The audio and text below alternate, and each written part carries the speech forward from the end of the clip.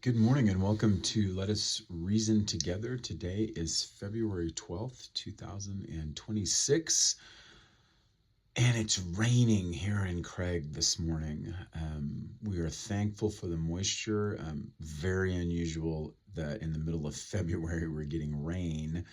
But the good news is it's snowing over on the slopes and steamboats, so that's good news. I'm going to be over there the next couple days helping teach people how to ski, so I'm glad to hear that there is a little bit more snow over there than there has been. Anyway, we are in Ephesians chapter 6 this morning, verse 4, and after commanding children to obey, Paul now turns his attention to those of us who are fathers. He doesn't bypass us. He doesn't generalize vaguely by saying parents. He speaks directly to fathers because in God's design, fathers are the ones who bear primary responsibility for the spiritual direction of the home. So this verse is both a warning and a calling. So let's read this verse. Ephesians chapter 6, verse 4. Paul writes, "Fathers, do not provoke your children to anger, but bring them up in the discipline and instruction of the Lord." So Paul begins here with a really serious warning. Do not provoke. Fathers, do not provoke your children to anger. The word provoke means to exasperate, to embitter, to stir up resentment. Fathers can crush spirits. They can create discouragement instead of growth. And this can happen through harsh, unreasonable demands, inconsistent discipline, hypocrisy, absence or neglect. That's a huge problem in our culture today. I see the results of that in my job as an educator.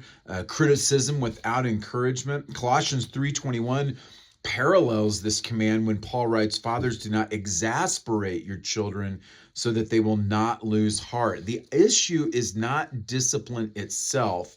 Scripture commands loving correction. Proverbs 13:24 does that. The issue is sinful, fleshly driven severity that produces despair rather than maturity. A father may win control but lose the heart of their child, and that is not God's design. And then, so Paul gives that warning, and then he gives a positive calling, but bring them up. This phrase means to nourish, to rear to maturity. It implies tenderness, care, intentional investment.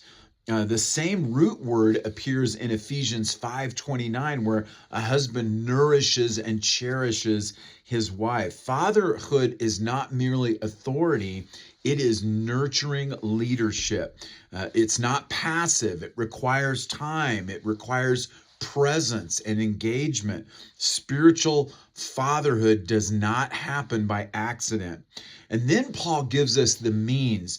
He says, in the discipline and instruction. These are two words that are very rich. Discipline is the Greek word paideia, which refers to training, shaping behavior through correction, structure, and accountability. It includes consequences when necessary. And then the other word is instruction, which is nouthesia, which refers to verbal guidance, warning, counsel, teaching, correction through words. So one shapes behavior and the other shapes thinking. Biblical parenting involves both. Correction without instruction produces fear, and instruction without correction produces weakness. God uses both in our lives. We see that in Hebrews chapter 12. And earthly fathers are to reflect that loving pattern. And so then he gives us the sphere of the Lord, he says. This is the heart of the verse. Fathers are not merely raising moral children. You're not merely raising successful children, polite children. You are raising children under the lordship of Christ. The discipline must reflect Christ's character. The instruction must reflect Christ's truth. Deuteronomy 6:6-7 sets the pattern. These words shall be on your heart. You shall teach them diligently to your sons. Spiritual formation begins with fathers who themselves are submitted to the Lord. You cannot lead where you are not walking. So no father does this perfectly. We have failures. We have times where our words are too harsh. We have moments that we miss. We all have regrets. But the gospel offers both forgiveness and transformation. Christ is the perfect son and the perfect shepherd. He does not exasperate his children. He disciplines us for our good. He instructs us in truth. He is patient and kind. So fathers must first be shepherded by Christ before they can shepherd their own homes. So leadership in the home is not dominance. It is Christ-like, sacrificial responsibility. So fathers watching today, your calling is weighty.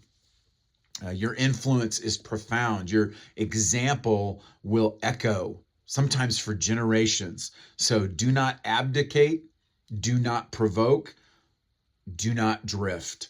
Nourish your children in the Lord and trust the grace of Christ to cover your weaknesses and as you pursue faithfulness. Well, I want to thank you for joining me this morning.